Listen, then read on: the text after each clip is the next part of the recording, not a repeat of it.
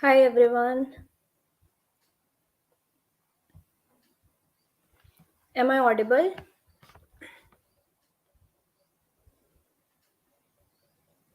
Hi Shivam. Let's wait for a minute or two and then we'll begin. Hi Amit.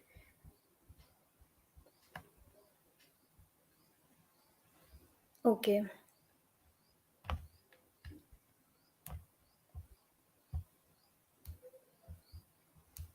Okay, let's wait for one more minute and then we'll be beginning with the session, okay? So I hope you had a lovely time learning HTML, CSS, and JavaScript from Suraj. And today we'll be beginning with the front end framework called React.js. All right.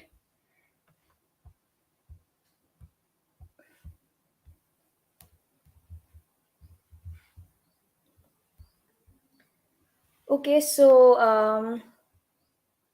hi Aina. Okay, so how many of you guys have already like used React or have built website using HTML, CSS, and JavaScript?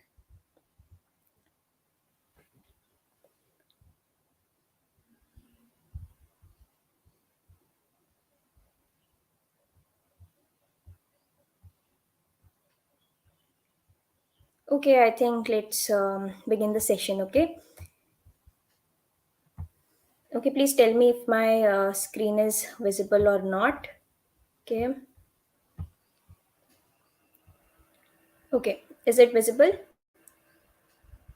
Okay, cool. Akash, Sandeep, and Shivam, they have already worked using React. Okay. Okay, guys. So, first of all, let's discuss the agenda of today's session. First, we'll be learning about, see, we can build a website using HTML, CSS, and JavaScript, right? What was the need of a framework, right? What was the need of a front end framework like React? So, first, we'll learn about that, a little history about how React came into basis, etc. And then we will be learning about how to create a React app and its folder structure. And then we will be learning about some React basics. All right. So let's begin. So let's open crackDSA. Right. So see, this is our website. So what happens is, just a minute, guys.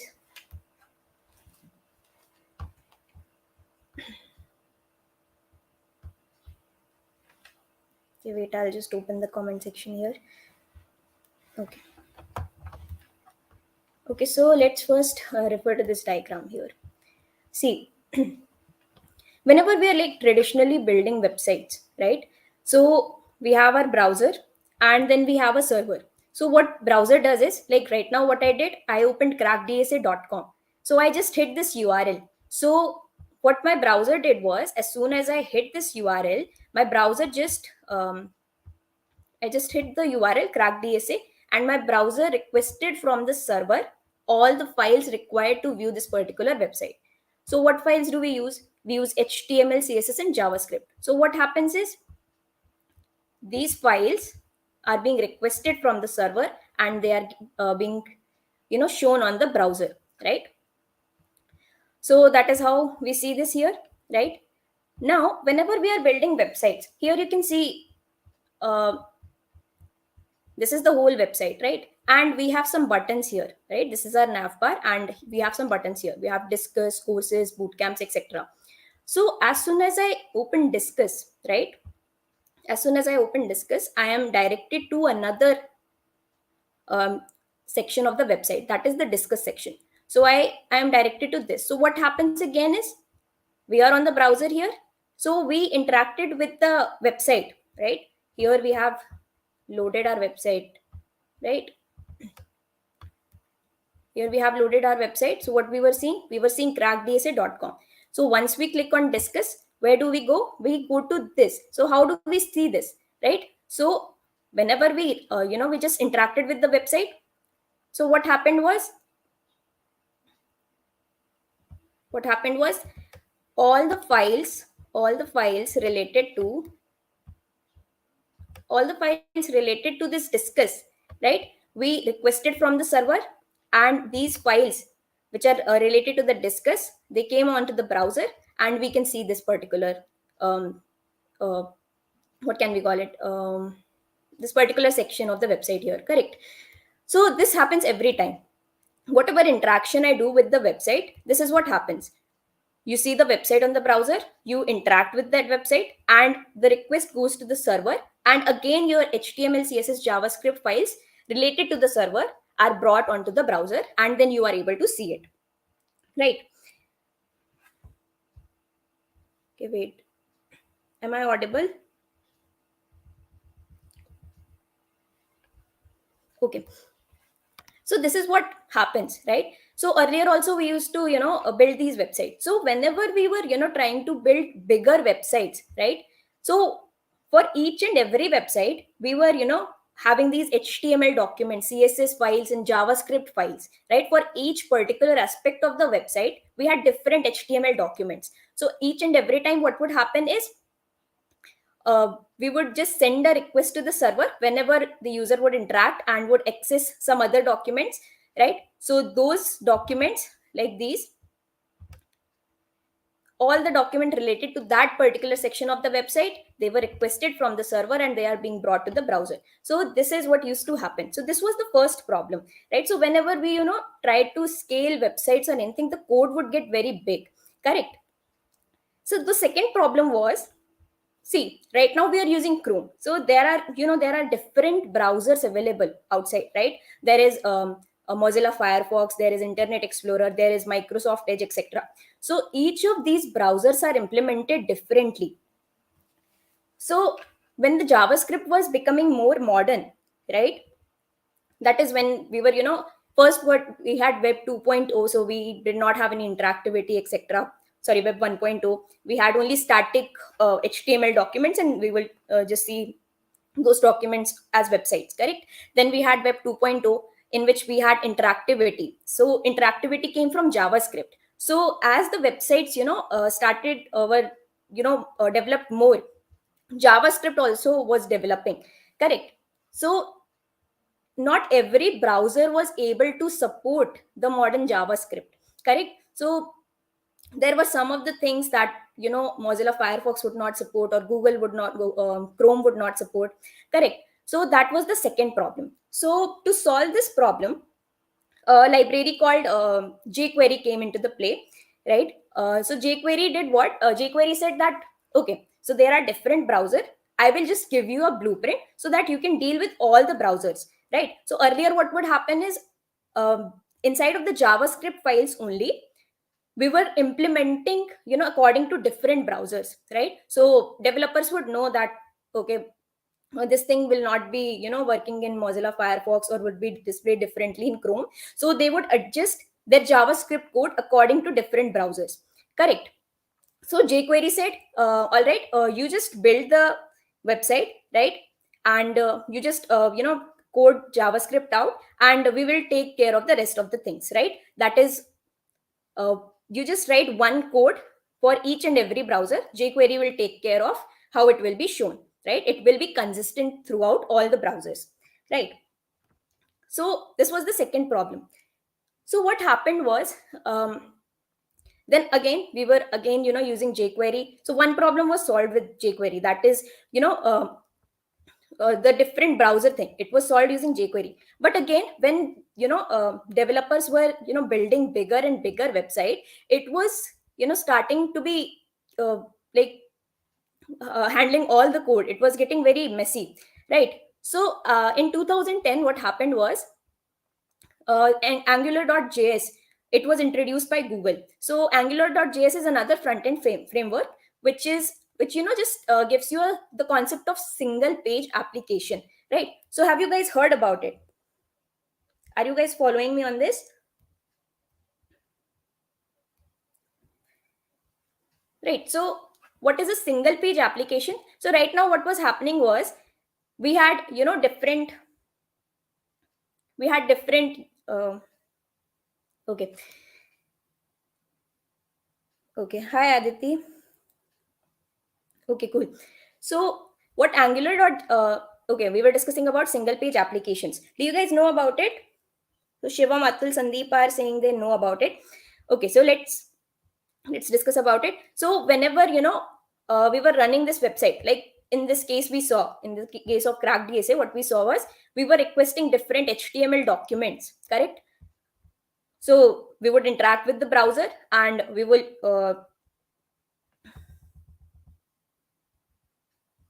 interact with the browser, and we would request different HTML documents related to different sections of the website. So single page application said that, why do we do that, right? What we'll do is we will take the whole app at once only, right? All the files associated, we will just put it here, right? As soon as I hit crackDSA, what should happen is all my application, everything inside of this particular application, that is inside of this discuss section or explore section or courses section or bootcamp section, it will come on come at once onto the browser. It just gets loaded onto the browser, and then from there user would interact with it. There will not be multiple requests to the server, right? We will not be requesting different documents each time from the server. Yes, correct, Shivam. It will load all the components at once. Correct. So this was the concept of single page application. So on single page applications, the first library that came out was angular.js, that was built by Google. So this was the first thing about angular.js, that it was single page application. The second thing about angular.js was they said that, why build the whole website? Let's build it in forms of small containers, right? So right now here we are seeing this particular website, right? So they said, okay, so this is a website. What we'll do, we'll divide it into different containers, and then we will be coding out for those containers, so that handling the code and managing the code base, it becomes easier. Correct.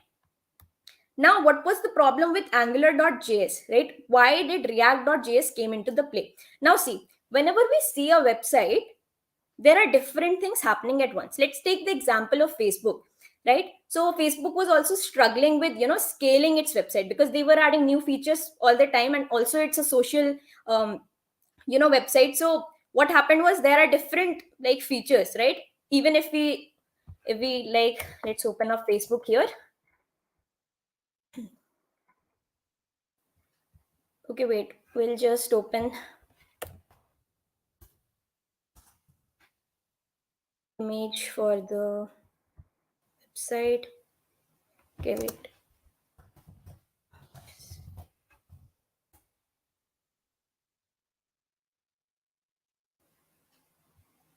So see, here is Facebook, correct? So here you can see we have different posts, right? On different posts we have likes, comments, etc. Now on Facebook, what we can do, we can share these posts as well, right? So whenever we are sharing, let's say I shared a particular post to a friend, and that friend also shared that particular post to another friend. So let's say I also liked it, and let's say it's roaming around, like literally in so many, between so many people, right? And a lot of people are liking the post or commenting on the post and sharing the post. So when I open the post, I should see the number of likes and comments and share at that particular time, correct? So we can call these as states, right?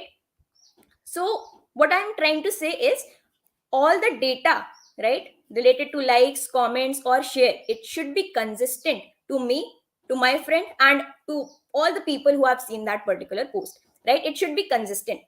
So now you see that, when we talk about building websites, so we have these documents, etc. So on Facebook you can see that a lot of things are happening, correct? You have one area to like show the post, one area to send it into chat, etc. And from there also you can open. So a lot of different things are happening. So managing states was becoming difficult, because from different parts of the application you can change the different information that you can see on the page, correct? So it was becoming tough to handle it. So what react did was, it gave a better way to manage states, right? Which Angular was not able to tackle, because the application was getting bigger and bigger and bigger, right? So there was a lot of interactivity between multiple components, right? So by components, what I mean is, let's say here you can see this sidebar, right? Here you can see this post section, you have a chat section, etc. So interactivity between, there is interactivity between different components, and a lot of information was getting changed. But the thing is, by the end of the day, when I view the information or another person views the information, everything should be consistent, right? Everything should get updated. So this was another problem, and React solved this problem, right, of state management. So in 2013, Facebook came up with React.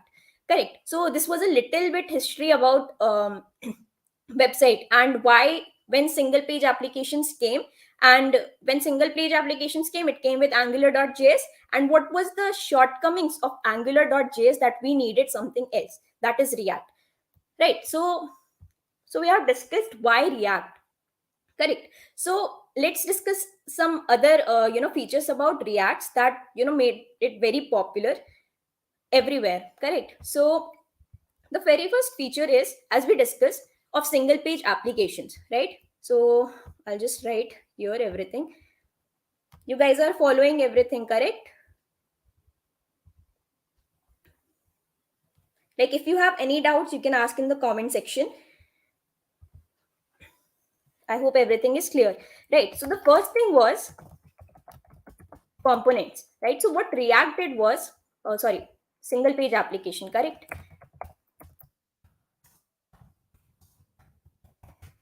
One thing is clear, that React is a single page application that we discussed. What is it? All the things are loaded onto the browser at once. There are not multiple server requests, right? So when you request the app, the whole app is brought to the browser, and then you are able to access it and do anything that you would like to interact with the app in any way you want to. Correct. Then the second thing that we discussed was components, right? So React introduced the component architecture. So in component architecture, now see, here you can see different things, right? Here you can see the footer, you can see the nav bar, right? So when I am going to different sections of this website, I want this particular nav bar and this particular footer, right? Same. But when we write HTML documents, right? So each time what I will have to do is write redundant code, correct? Because see, the footer and the header are going to be the same, correct? This nav bar and footer are going to be the same. So why write redundant code? So through components, this problem can be solved. So what React said was, you can create components. So I will create a different component for this nav bar, and I will also create a different component for this footer, and then wherever my whole app is present, I will call all these components in in the hierarchy that I want to. Correct. So that is the first thing, that is the component architecture. React introduced that, right? The third thing about React is that it provides us the concept of virtual DOM. Now, what is document object module? Can anyone tell me what is document object module?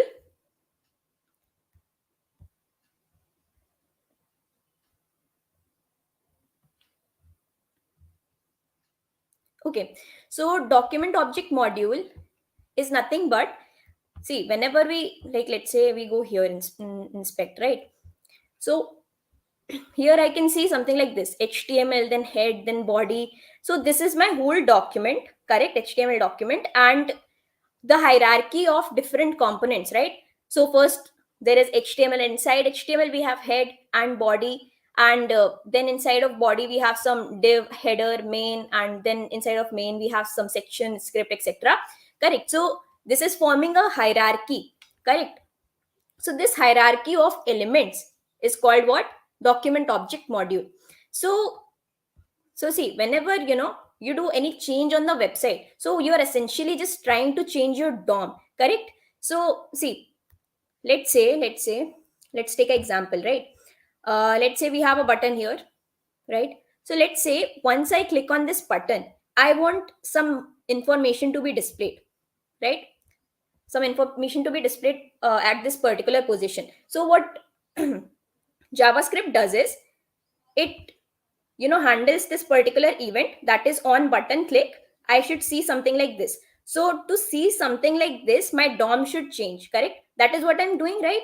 So I will have, let's say, a div tag here, and I will be able to see that after this button is clicked. Correct. So that is, okay, wait. Right. So essentially what happens is the document object module is changed, right? Whenever using JavaScript, right? So React said that, why, change document object module every time. So it introduced the concept of virtual DOM, right? So what it said was, don't disturb the DOM, right? So let's say this is our DOM, correct? Okay, wait.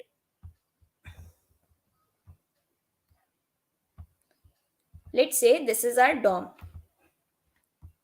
right? This is our document object module.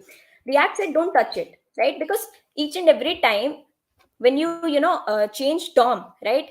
When you play with actual DOM, it is costly, because what you're trying to do is you go inside of the JavaScript file, and then according to whatever interactivity you try to change something, right? So it has to calculate like where you have to show it and where all the other things on the website should move, right? So you are actually doing a costly operation. It also makes your website slower. So React said don't touch the DOM, don't touch the DOM, I will take care of it. So what React does is it builds a virtual DOM, right?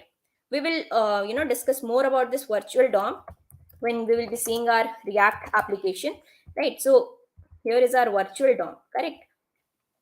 Now in now React says don't don't touch the DOM. Whatever have to be changed will be changed inside this virtual DOM, and after everything has been changed, right? See, virtual DOM is also a hierarchy like structure, but it is not like real DOM, right? So in React, as we discussed, we have component architecture, right? So a virtual DOM is built using those components, correct? So we'll see this in action. Currently, if you're not getting the whole gist of it, don't worry. We'll discuss it in detail later in the session. Okay. So those components are arranged in a hierarchy, so that is a virtual DOM. So what React does is it changes this particular virtual DOM. It doesn't touch the actual DOM, and after all those changes are made, it just goes inside of this particular virtual DOM and sees where the component has been changed, and then according to that it makes changes to the actual DOM, right? So this is what happens, correct? So this is the third thing about React. Then fourth thing about React is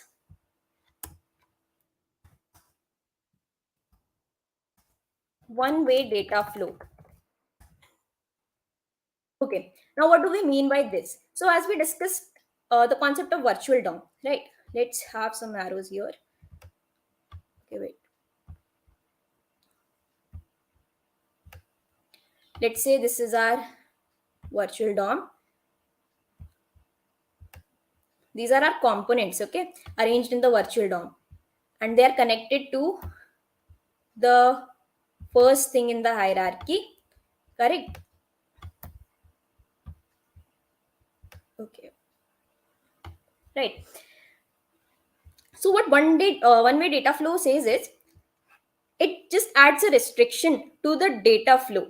Now see, we can easily divide our application into different components, but how different components interact with each other, it is also important, right? So if this restriction is not added, then we have to see different components, different pairs of components, or multiple components even at once, and then we have to see where the information has been changed, etc. So React restricted that. React said the the information will flow from the parent component to the child component only, right? So let's say this particular component also has some children, correct? So the data can flow from parent to child component only, and not from child to parent component, correct? So this is what one-way data flow is. So it just restricted the flow of data within different components of the application. So this also makes React way faster, correct? So this was another reason why React became very popular. The fifth thing about React is that um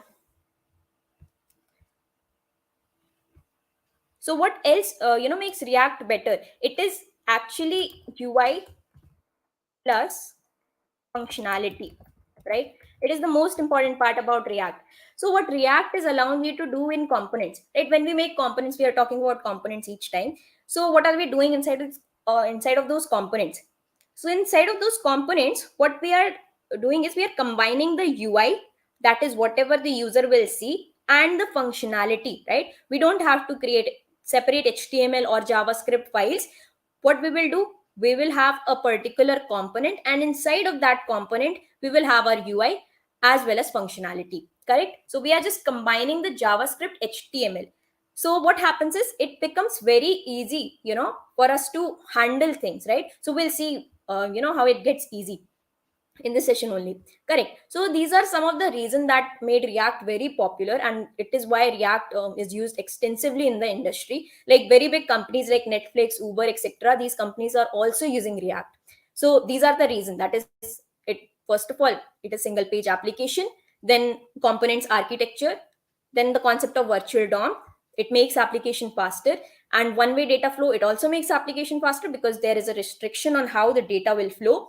And also what are components? They are nothing but UI plus functionality, right?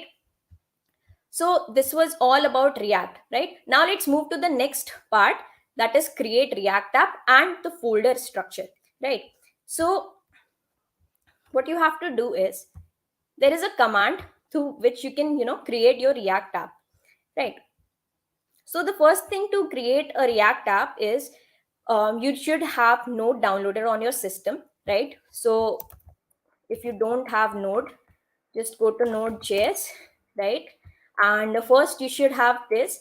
This provides a runtime environment to run your React application, correct? So it is important to have this installed on your system. I'll just write it here as well. You guys are following on everything, right? Everything was clear to you all? Like, let me know in the comment section. So I'll just give the link of this in the comment section.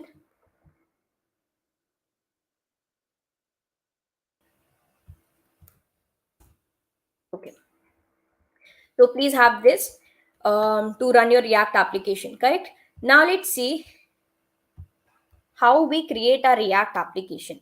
So the command to create a React application is you just go inside of a particular folder, whichever you want to, right? So right now I'm inside of this LaunchPadx folder, and inside here I want to create a React application. So what do I have to write? I will say in npx create React app, and then I will just write the name of the React app, right? So let's just type React app here, and we'll just hit enter. So see what this command basically does is, so when Facebook designed React, right? So for beginners it becomes very tough to, it's kind of overwhelming to come across something like React, right? So they just made a template kind of a thing for a beginner to get started with React applications, correct? So all the Facebook developers, what they did was they, using this command, they just gave you a simple way to create your application and start with development, correct? So it will take some time, correct? So I have already made an React application for you here. I'll open another terminal, right? So see here the React application is getting made. So you can see that this is the folder name, right? Here you can see that what I have written npx create React app and React app. So inside of this particular folder, all of the files to get started with React, making React applications are present, right? Inside of this React app folder. So you can also see here that inside of this React app folder, I have everything. So once I am here, so I had already made this. So I had made this using npx create React app 1, right? So inside of this particular folder, I have all the files related to React. So first what I need to do is I need to go inside of this folder, right? So with cd, you can just type the name of the app and you will be inside of this folder. I'm inside of this directory now, right? Now let's first discuss about the folder structure. Here you can see all these files have been made here, right? Some folders are also there, node modules, public, src, and some files are also present here. So let's first discuss one by one about them. So let's start with package.json, right? So package.json is it is a file which tells you everything about your React application, right? Here you can see the name, the version, right? And all the dependencies that you have here. There is something called scripts also here, and everything that is related to your React app, all the detail of your React app is inside of the package.json file, right? Now you can see here inside of dependencies, we have like, these are very important. We already have some dependencies, that is, we have React, React on, React scripts, Web Vitals, right? Atul is asking, do we need to install extensions for React and VS Code? No, not really. You don't have to install any extensions. It is just you need a runtime environment which Node provides you to run your React application. So the link for that is provided in the comment section. You can go and download it from there. If you like, if you have a doubt that if you have downloaded it already, you can just write Node and dash v here, and you can see the version of your node installed. You can just open command prompt and just check if node is installed or not. If it is not installed, just go to the link that I have provided and download it from there. Right, now let's come back to this package.json. So this file contains all the information related to your React app.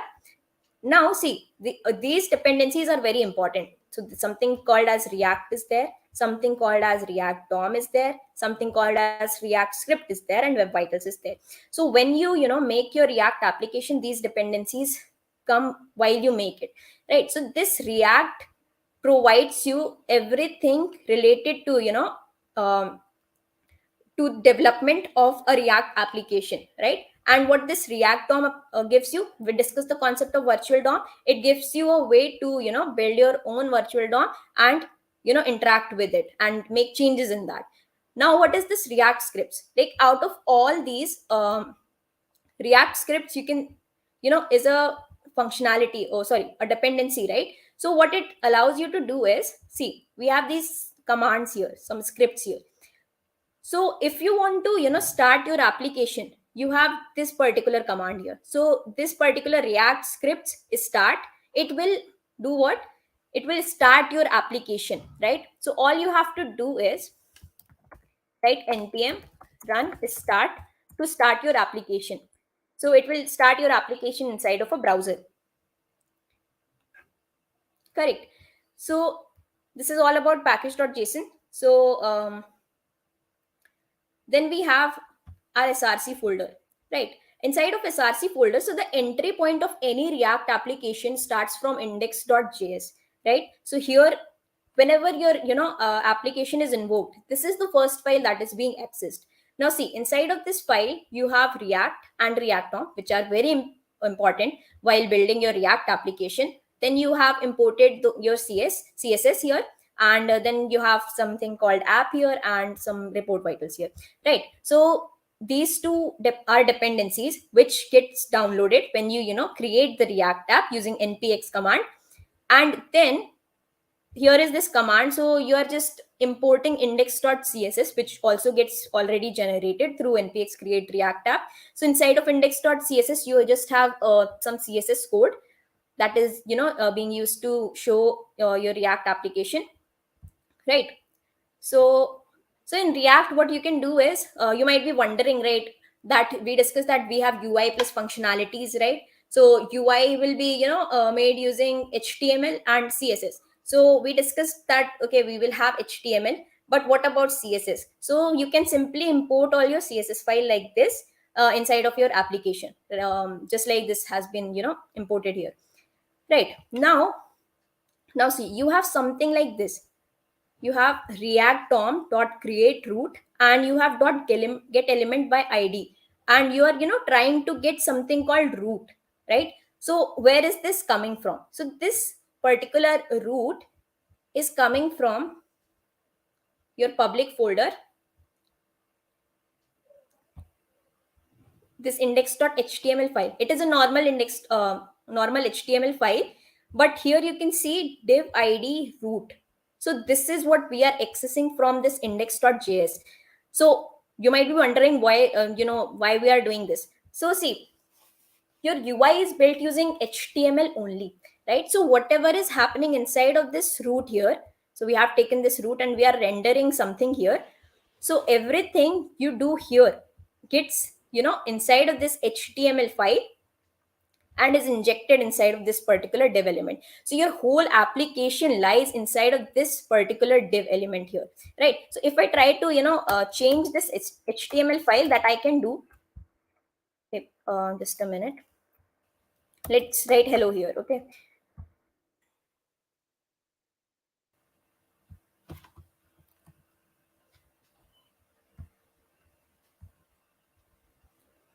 So see, what npm, see here our application is getting started, right? We said npm run start. So what it does is it simply gives you a runtime at, a local, at your local machine, at this particular URL, right? So you can hit this URL, and at this particular URL your application will be present. See, at this localhost 3000 our application is there. So from the, default application, default template, this is what your React application looks like, correct? So what is happening is all this code, see inside of this index.js, first we have this root. So inside of that particular div that I showed you here, all the code, is getting inside of this particular div. All my application code is present inside of this particular div tag, right? And where is the application? Your application is present inside of this particular app, right? So inside of this root, what you are trying to render is this particular app. And these strict mode is just for, see, React has different versions. So whenever something gets deprecated, so React says don't use that, right? So if you are, let's say we are currently on 18th version of React. So if I am trying to, do something that was in 17 version and it is deprecated, then what this strict mode will do is it will just, give me an error and say don't use this because it is deprecated. Do use whatever, new thing has been implemented within the 18th version, correct? So that is what this strict mode gives you, right? Inside of this strict mode you have your whole application, right?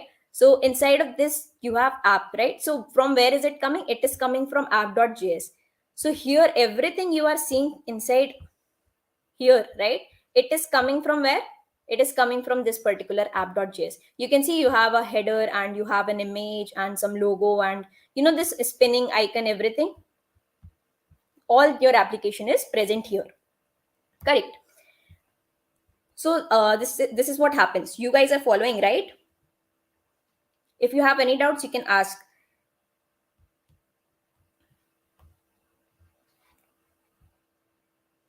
Am I audible?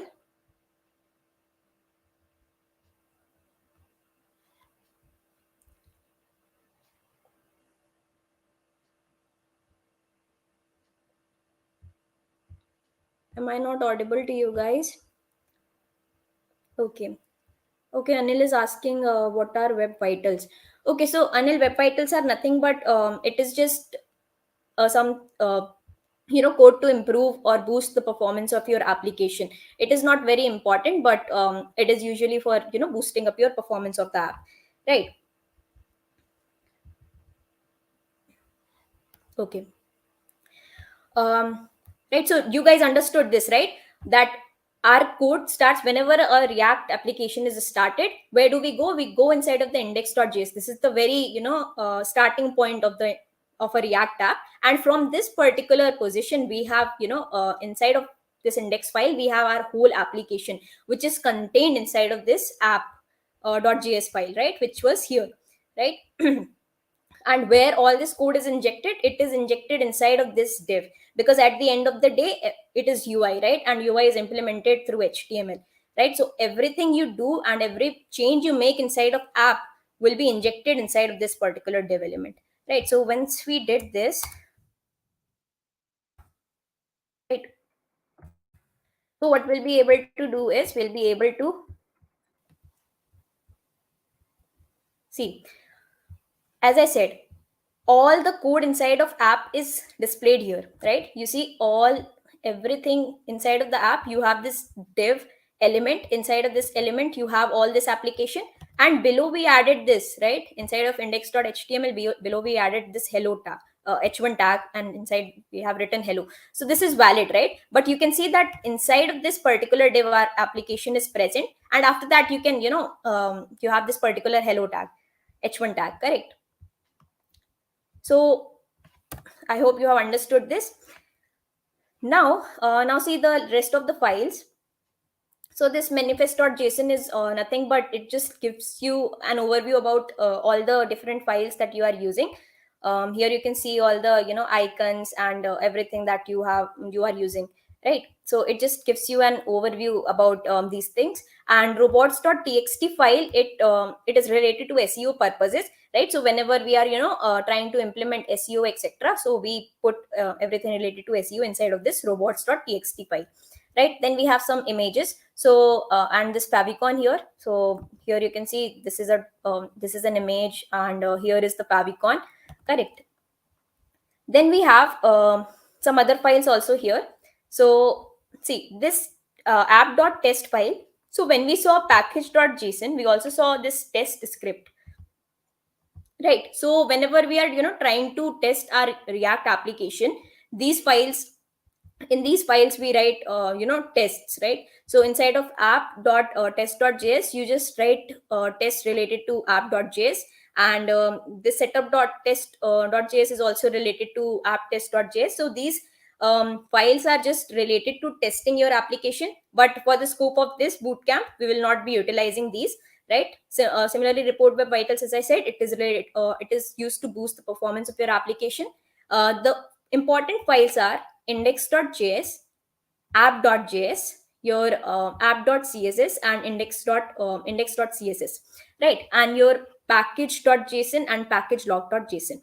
Now see, all the dependencies that are present inside of the package.json, they are implemented using some different what I can say, different components, right? So here inside of the node modules, all the files, right, related to these dependencies, to run these dependencies are present.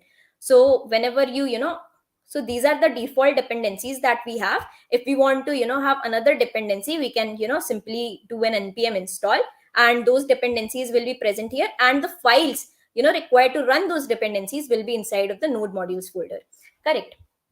So I hope you have understood the folder structure here inside of React. Now let's discuss some React basics, right? So now you are seeing this particular code here, right? So you might be wondering what this is. So we call this as JSX, right? So once we were here, we discussed that we have something called UI plus functionality, right? So I'll just so we'll implement that in a while, the functionality part.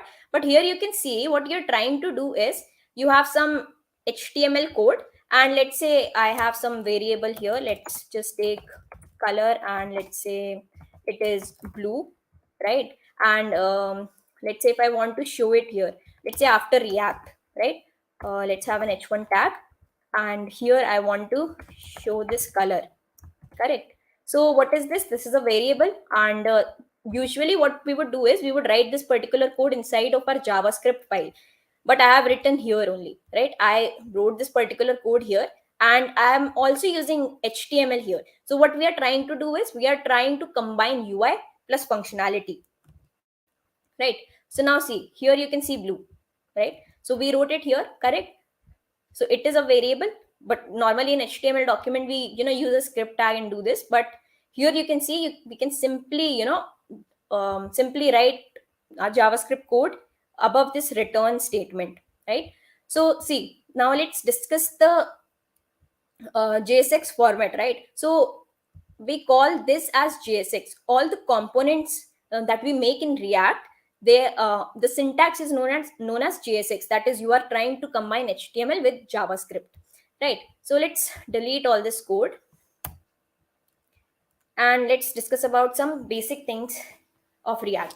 So I hope you have understood this JSX thing, right? So here, second thing about React was components, that we built components. Now, what are components? Why am I saying components each and every time? So what I will do is, let's create a components folder here. Okay, let's create some components and then I'll explain you. So I'll say file one dot JSX. Let's call it component one. Component one dot JSX, and then let's also create another file. Let's say it is component two dot JSX. Correct. Now, um, don't worry about these commands. Whatever I'm typing here, it is coming from an extension, which is this particular extension here. um, it just makes writing code snippets easier. You can see it is ES7 React Redux native snippets, so it just gives you shortcuts to write certain code. Right here you can see that we have import module name from module. So if you just write IMR, right? So you don't have to write this much of code. You can just write IMR, hit enter, and this will be written. Correct. So I am using one of the commands here. That is this one, RAFCE, right? So it just gives you an arrow function, right? So inside of React, we have these functions, right? So these functions are actually called components. So see, now I can see something here, right? So I have a function here, which is called component two, and then I have some div tag inside of this component two is written. Similarly, inside of component, let's do an RFCE. And here again, I can see, an arrow function. And inside of this, we have this particular function, which is returning me some, JSX syntax, which contains component one written, correct? Now inside of app.js, what I will do is I will just call these components, right? Now I will also call this component. Okay.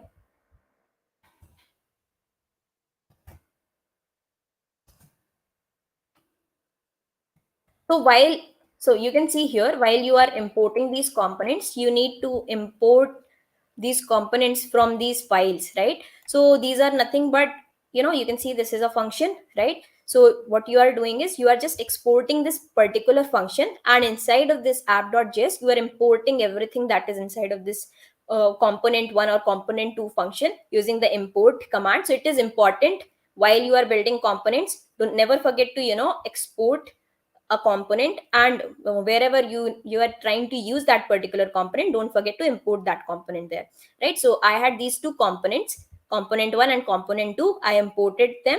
So here inside of this div tag, I will be able to see my components. See, here I can see my component one and my component two. So this is what we were discussing, right? Here we like, this is a very big site, right? So using components, what we are doing is we are saving ourselves from using redundant code, right? Because here inside of the navbar, if I have already created the navbar, what is the use to write the same code again and again? So that is solved using that problem solved using components.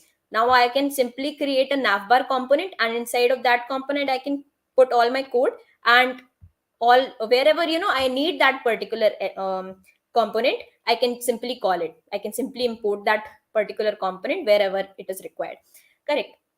So here we can see our components, right? So I hope all everything is clear to you guys now. If you have any doubt, please ask.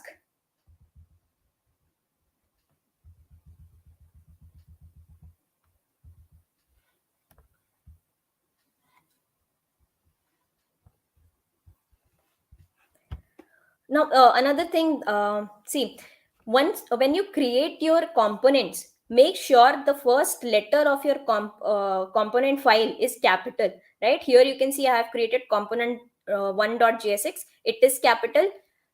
Here in component 2 also it is capital. In app.js, index.js, everywhere it is capital. So always make your components starting with capital letter, right?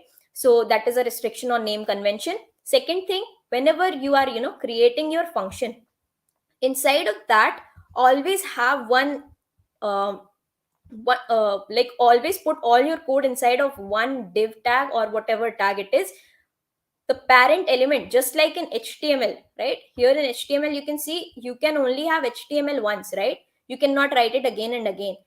For creating custom components, it just differs. This tag can change, but there should only be one parent tag here, right? If I try to return another div tag, or just let's say I try to write h1 here, it will give me an error, right? It will say adjacent JSX elements must be wrapped in an enclosing tag, right? So right. So see, when you type div or h1 or any HTML tag, what happens is it has its own CSS properties. And when you don't, want anything of these particular tags, or any CSS property of these particular tags to be applied, there is this JSX fragment. You can simply use this here, right? This is also valid, right? Don't type anything inside. We are creating our custom component. Even if we don't write anything inside, we call it JSX fragments. So just place all your code inside of them, right? So here I can simply, even if I write component one here, I'll be able to see this. Now another thing that you can see is each and every time I am changing something here, it gets updated, my app gets updated.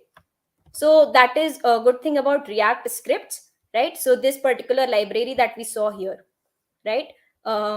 This React script. So what it does is that whenever you save your files, it simply restarts the application, and you can see all the changes you have made here without refreshing the page. Correct. Okay. So this was the second thing, right? The component structure, right? Now we also discussed another thing here, that was one way data flow, right? Now what do we mean by this? First, I'll show you the virtual DOM that I discussed here. If I just go to inspect, right, here, if I go to components, okay, why is it not opening? See, inside of this is our virtual DOM, right? It is very different from normal document object module. In normal document object module, what do we have? We have this. We have HTML head and inside body, whatever things we have. This is our actual DOM. But React creates its own virtual DOM. So what does it look like? See, so it is what it looks like. You have app, right? It is our parent component, right? And inside of this component, we have component one and component two. So that hierarchy is created here. So it is our virtual DOM. So we change everything inside here. So inside of this virtual DOM, what happens is, if there is some information on this particular app, I can pass it to component one and component two, right? But doing the same is not possible from component one to app, right? We cannot pass any information from component one back to app, right? The data can only flow in one direction, that is from the parent component to the child component. Let's say inside component, when we create another, let's create another component here. Let's say child component one dot jsx, right? So we have created this, and let's have this, and let's keep it inside of h6 here. Okay, right. Now what I will do is, I will go inside of component one, and inside of component one, after this component, I want my child component one to be shown, right? So now let's go here. See, inside of component one, here you can see the hierarchy. You have app. Inside of that app, you have component one, and inside of that component one, you have the child component. So this is the hierarchy. And then after component one, you have component two. So the children of app is component one and component two, and the child of component one is child component one, right? So I hope you are understanding. Are we clear until now?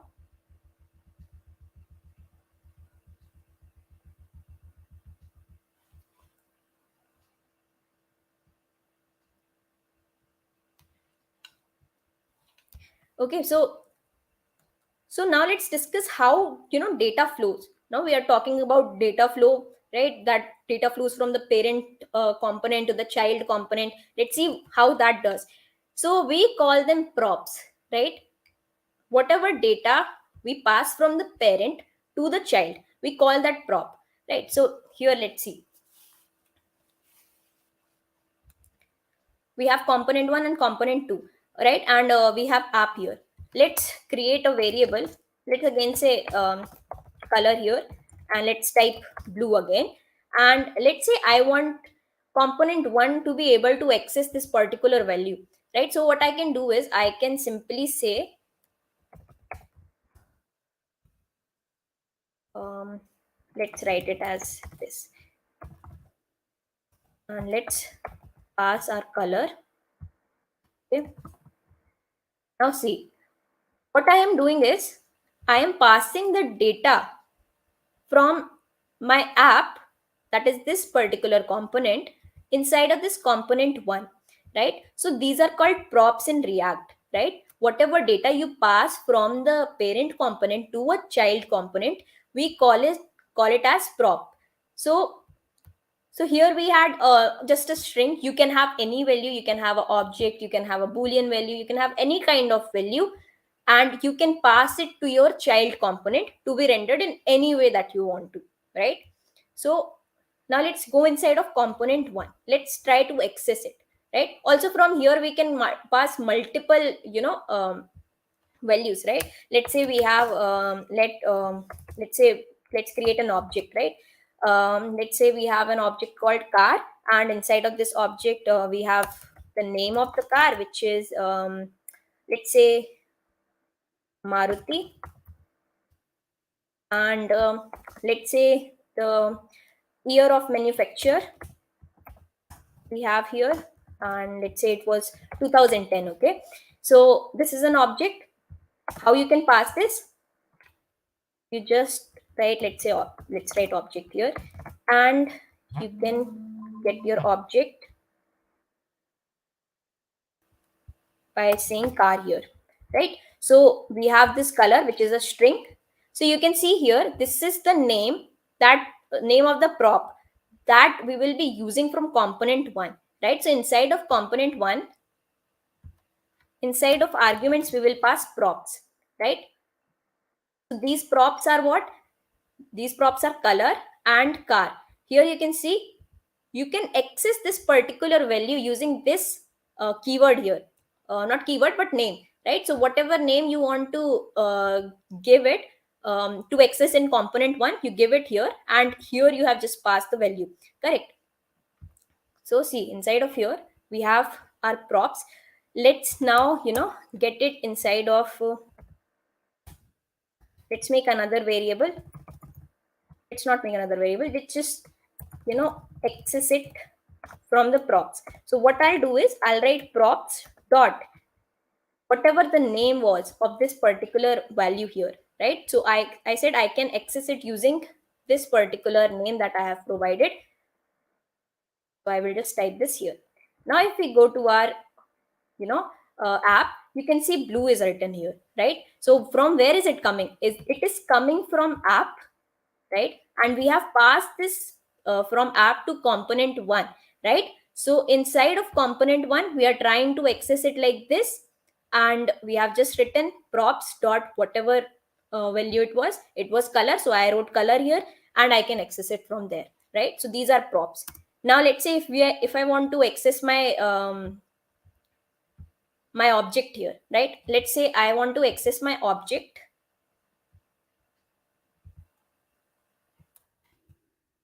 Guys, if you have any doubt, please ask in the comment section. Okay, let's say I want to pass my object inside of component 2. Now if I try to access this particular object inside of component 1, this will give me error, right? Let's just write props dot object. This will be giving me error, right? Now why will it be giving you error? Okay, wait, this will not give you any error, but see, it is not showing you your object, correct? Because inside of these props, right, from app you have passed it inside of the component 2 and not component 1, so you cannot access this particular object inside of component 1. So to access props, first you have to pass that particular element or value inside of the component from where you have to access it to the child component, and you go inside of this particular component, and here you can access this. But see, object is not passed to component 1, so we cannot access it here. But if I write the same thing inside my component 2, I'll be able to access it. So let's just write this and also put props here. Right? Always put props inside of the argument, and only then you can access it. Okay, so we have some error. Objects are not valid as a React child with keys. If you must render a collection of children, use an array instead. Okay, so let's try to access its property. Let's say we want to display name. Okay, see, we have Maruti here, right? So let's try to access it. See, in component 1, we did not get this error, right? Which we get inside of this, right? Because it was not getting parsed to component 1. But in component 2, we are getting it, right? If I try to, render it inside of component 1, I'll not be able to. Why? Because we have not passed it here, right? So I hope until this, everything is clear. See, it is telling me cannot read properties of undefined. Now, why is it undefined? Because we have not passed object here, correct? So this is the concept of props, right? Now let's say this particular prop color, you have to pass it to child component, so child component also. So you can also pass it here, right? So let's say you want to name it as color, and inside this, what value you have? You have props dot color, right? And let's go inside of our child component, and let's try to access this here.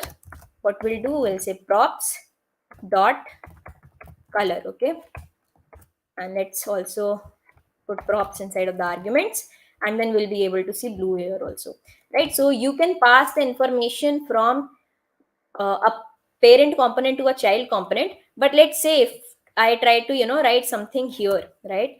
Let's say I write let's say we just write a bool value, right? Let's say bool is equal to false, and we want to access it inside of component 1. Okay, so like from where will you be able to send it? You cannot send it inside the component 1, obviously, because the data flow is unidirectional, right? So this we will not be able to do. Now another thing here is, in JavaScript you might have learned about destructuring. So inside instead of writing props here, you can simply destructure your props, and you use curly braces to destructure. So just write color here, right? And access your color like this here, right? So this will also be showing you blue here, right? um, are we clear until now?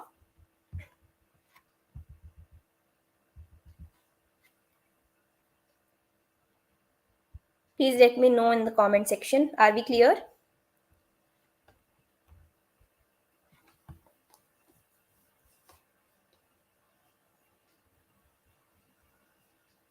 Okay, um, let's move to another basic.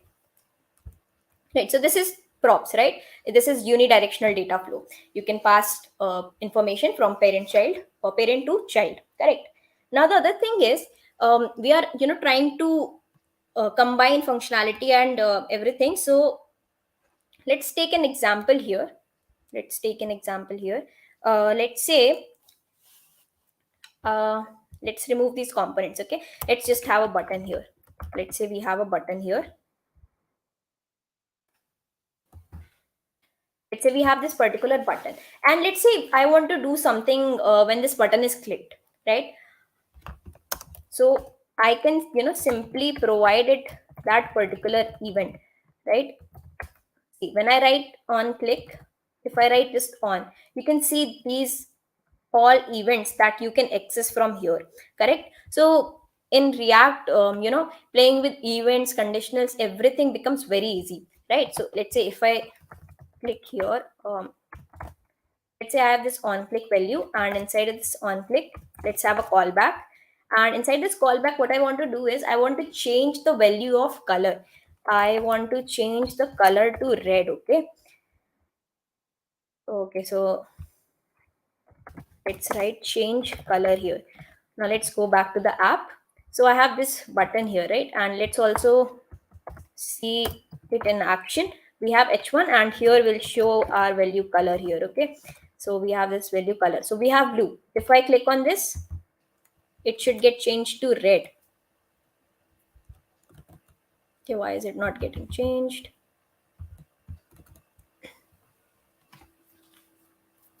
Okay, so see what this is, right? What we are trying to do is we are trying to change the value.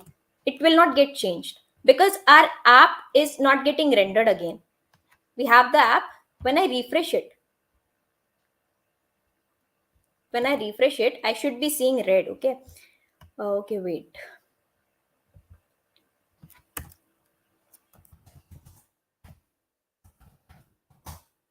Have set color and we'll have use state. Okay, and inside of that our default value will be blue. Okay, and now if we try to access it, we will be able to access it. Okay. Okay, now let's see if I click here on change color. Okay, what is happening? Okay, very sorry for this.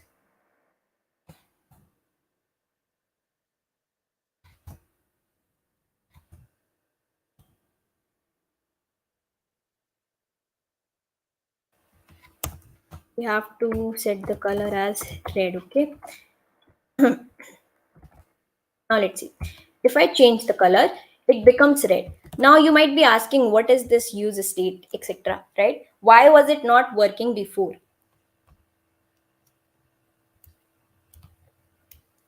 Srishti, if you have another meeting lined up, will be finishing within 15 minutes. You can watch the video afterwards. Like it is all obviously recorded. So if you have a meeting, you can join that particular meeting. We'll be taking 15 minutes to finish the class. Okay. All right, so we have this button and there we provided something like color and set color and something is called as use state, right? So this is the thing about React, right? See, first let's discuss two things. There are two ways to create components in React. Okay, so first way is using class and the second way is using function. Right now what we are using is a function to create our components, right? But traditionally before we used to use classes, right? So I'll just show you a little bit about that. Class in React. Okay, so we'll not be going inside of this in detail. Okay, so first of all, let's see in React, like when you are trying to create components, you can simply create using class or functions, right? So the syntax to create a class component in React is in this way, right? You just write the name of the class here and you say extend React component, and inside of render you return your JSX syntax, right? So this is the way you create class components.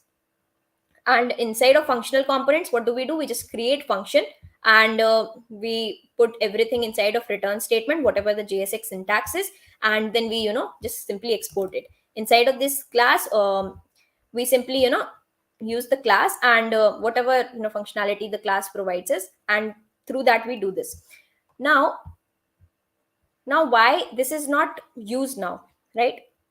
So for that we need to see life cycle methods. Okay. Okay, I'll just give you an overview. Let's not deep dive into these. So see, whenever you see your React app, what happens is first your React app is mounted, right? See, here we have three cycles, right? Three phases of a React application or a component: mounting, updating, and unmounting. When I refresh this page, what happens is this particular component gets mounted, right? And then this application is rendered, And then if I try to change anything, or do this is the updation state. That is, I'm trying to interact with the React application. So that is updating stage. And then we have unmounting, right? When we are not seeing a particular, let's say there is an event from which we don't have to see this particular h1 tag, right? So what we are trying to do is we are removing that particular component. So when we are removing a particular component, then what happens is the component unmounts, right? So in class components, what we had were different methods to implement mounting, updating, and unmounting stages.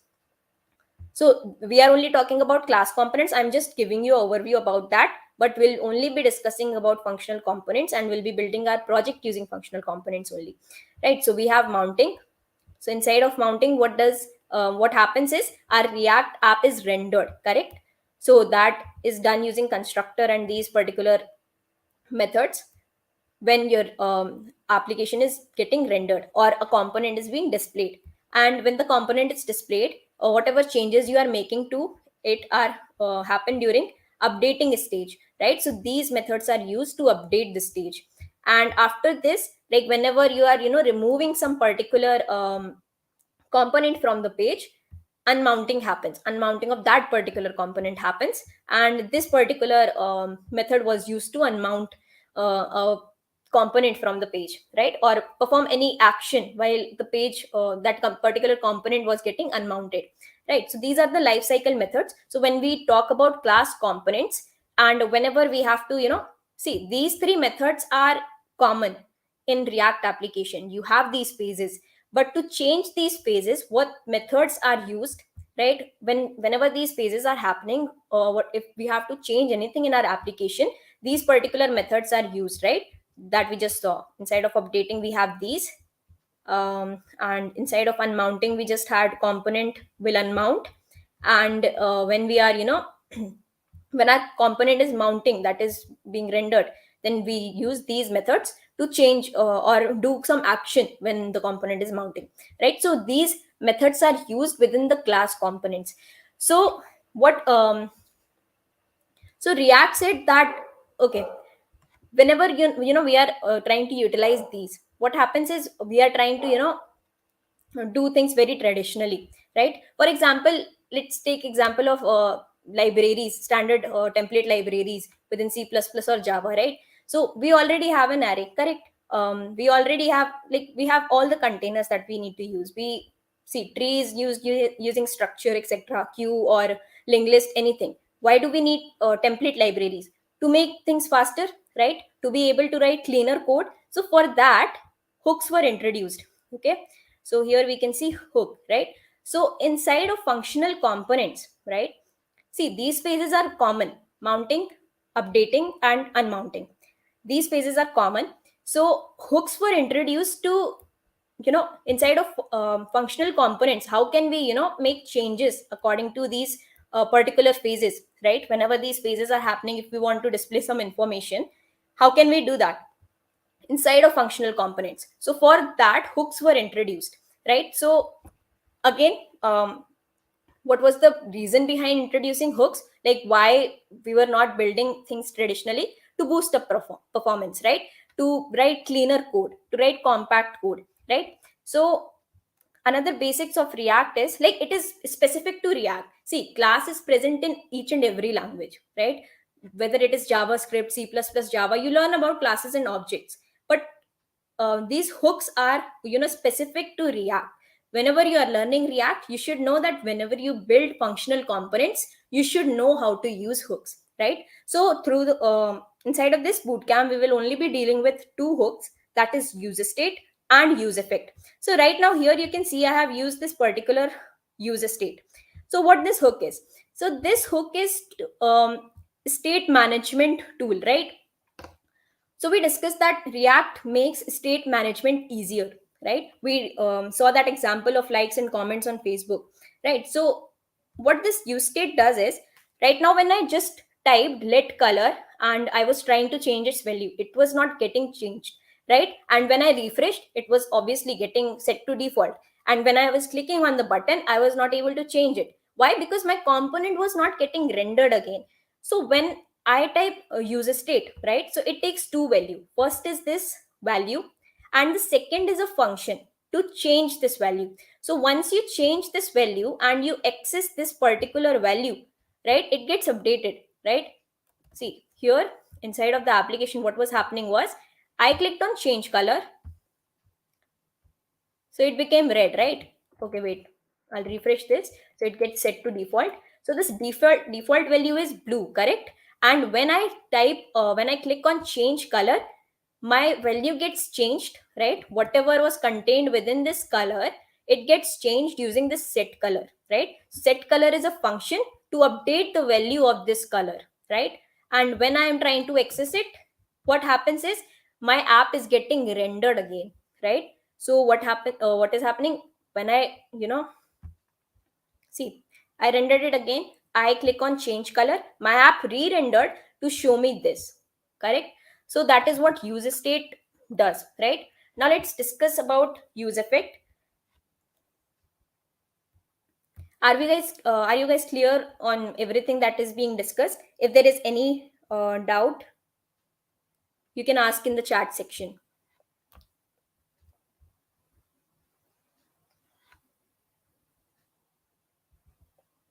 Okay, color was not changing because, see, what I was trying to do was I just said, color, and my app was not getting rendered. I needed a, life cycle method that when I am doing an updation, I should be able to see that color, right?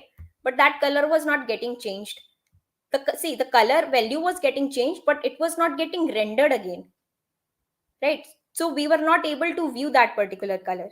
So using use state, what happens is whatever you value you have, right, inside of color, when you change it, it re-renders the page. So that is like how we are able to see it, right?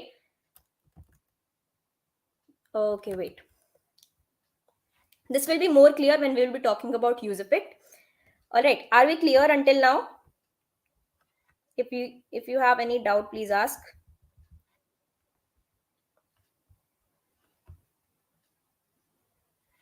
Okay, cool. Now let's discuss about another hook, that is use effect. Okay,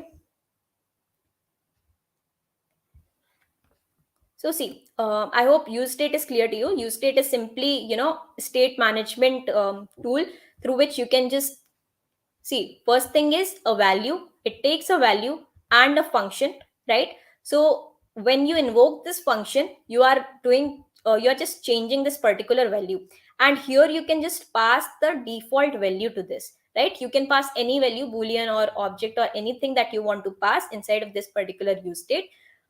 What is happening is this particular default value is assigned to this color, and using the set color, it is a function. What it does, it just updates this particular state that you have defined inside of class component. What you can do is just inside of class we say this dot state, and then we try to change things, right? So that kind of gets a little bit bigger, right? So using functional components and hooks, we can write clear code, correct, and compact code, so it is easy to understand, right? Now let's discuss another hook that's called use effect. Okay, so for that let me create. Okay, let's go inside of component one, right? Here I will have use effect. So use effect is nothing but a way to do some action when the component mounts or unmounts, right? So let's write use effect here. Okay, so what it takes two parameters. The very first thing is a function, right? And the other thing is a dependency that we will discuss in a while. So first let's just type use effect here. Okay, so inside of this use effect, see, whatever you will write inside of use effect, it will be happening when the component mounts, right? So let's say if I write console.log render here, it happens when the this will be shown when the component will be mounting, right? It will be more clear. Just stay with me on this. Okay, And we saw there were three phases, right? The first phase was mounting. So whatever you write here, it will be, triggered or rendered when the component mounts. And if you want to do something when the component unmounts, then you can simply write a callback here. And from that callback, if you try to return something, let's say I try to return console.log unmounting. Okay. Wait, what is the error?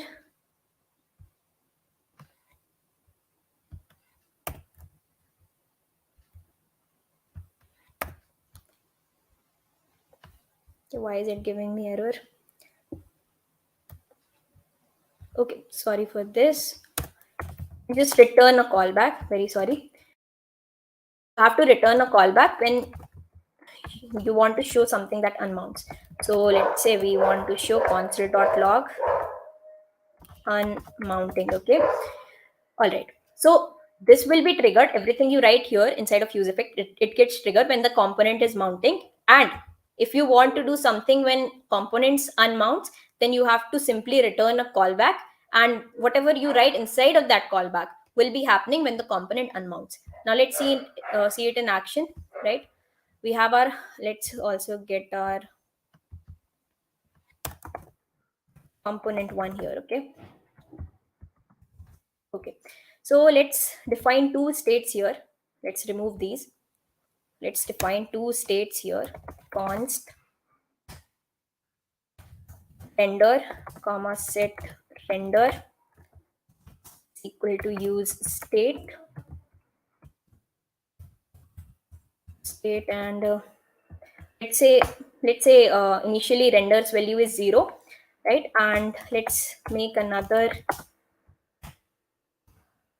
use state, that is, let's call it mounted, and let's have set mounted, and its initial value let's have as true. Okay, now let's create two buttons. So the first button will be, if you click this button, you will be rendering the component again, right? So let's just write code for that. Let's say const re-render, write an arrow function. We'll say set render to render plus 1. Right, we're just doing something random here. We're just setting it to render plus 1. So whenever we click this particular button, right, whenever we click this particular button, we should re-render our application. Okay, so when we click on this button, we will be rendering re-render. Okay, we'll be rendering our app. And let's write another button. Let's make another button, and that button will be changing the, like, it will be toggling this value of mounted here. Okay, so let's write const toggle, and it will just set mounted as mounted. Okay, now see what this function will does is, this toggle function does is, whatever value is inside of mounted, like if it is true, it will set it to false. If it is false, it will set it to true, right? So this is what it is doing. And let's write on click here as well, and we'll have toggle here, right? And according to this mounted value, right, we will be showing this component. Okay, so see, this is another cool thing about React. I can simply write mounted here. I'm just combining the functionality and the UI part. I will write mounted is equal true, right? If this is true, then what should happen? I should be able to see my component one. Okay, I should be able to see component one, correct? And otherwise, I should not be seeing anything. That's it. Now let's see what this does. Okay, where is the, okay, I haven't given here mount or unmount. Okay, cool. Now let's see. Okay, inside of component one, do not have anything. Okay, here let's just type hello. Okay, Okay, cool.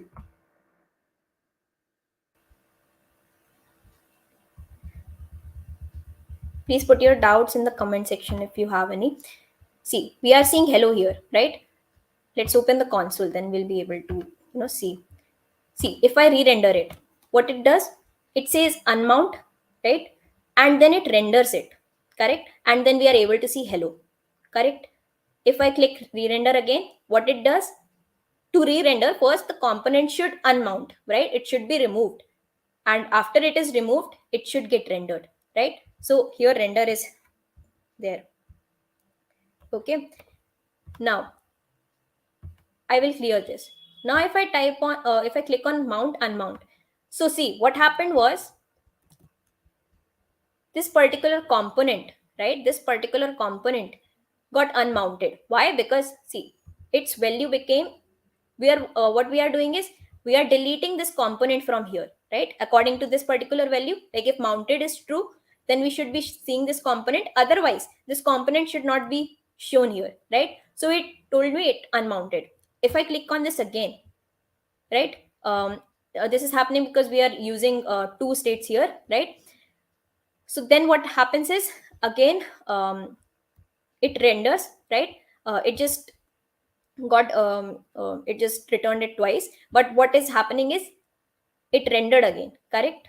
If I click on this again, it unmounted, and if I click on this again, what happened was it got rendered again, right? So I hope you are understanding what, what those life cycle methods are, and how we are, manipulating them using functional uh, um, sorry, hooks, right? React hooks, correct? So you re-render, you see unmounting and render, and if you unmount it, you will see unmount, correct?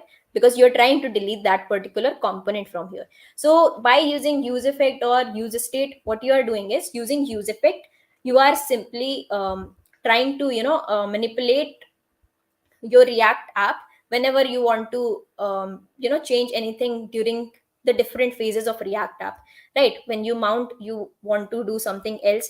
When you unmount, then you have to do something else. So that you can do using use effect. And if you want to, do anything, if you want to manage states, that you can do using use state. So I hope these things are clear to you. Okay, so if there are any doubts, please ask. So that's about it, guys. Like, we have discussed why React, correct? Like, history of React.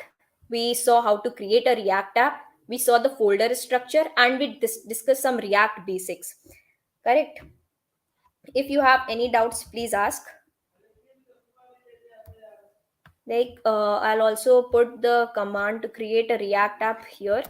That is npx create React app and folder name.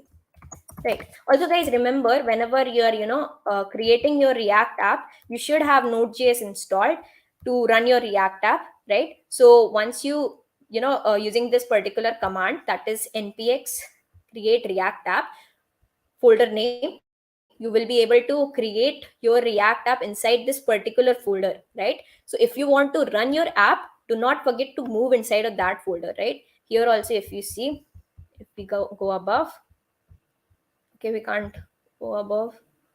All right, if I want to, let's stop this app, right? Let's stop this app.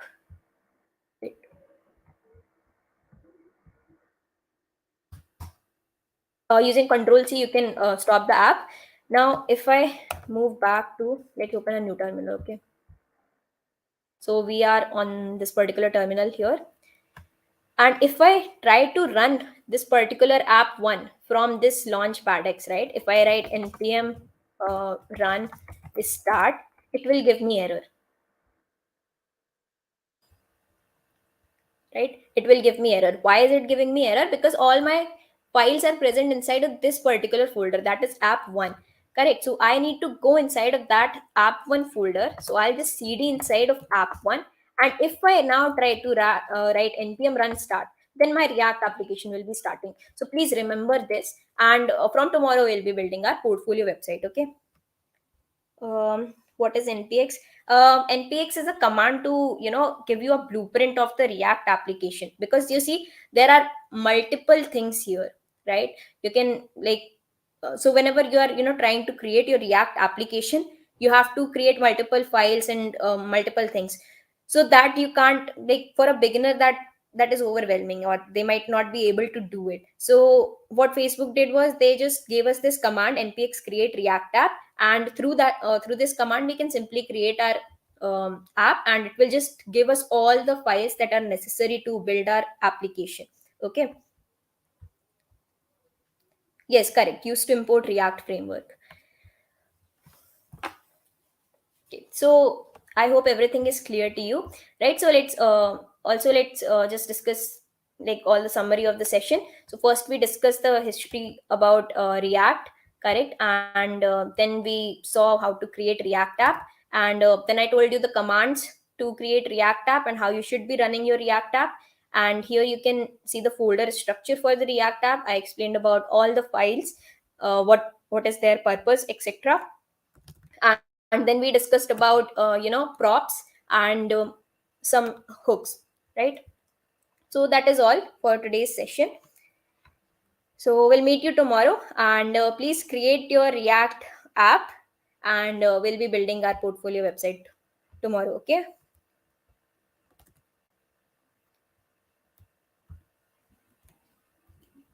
Like, if you have any other doubt, you can ask, or we can end the session.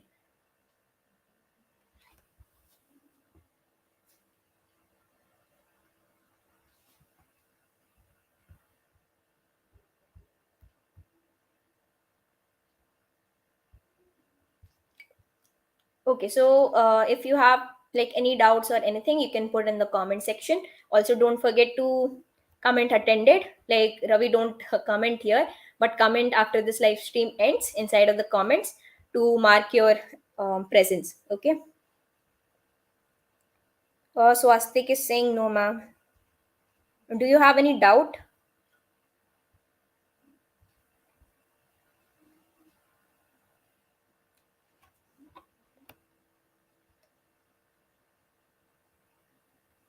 Okay, just put your doubt in the comment section, or you can DM any one of us and ask your doubt. Okay, so let's end the session. Right? See you guys tomorrow to build portfolio website.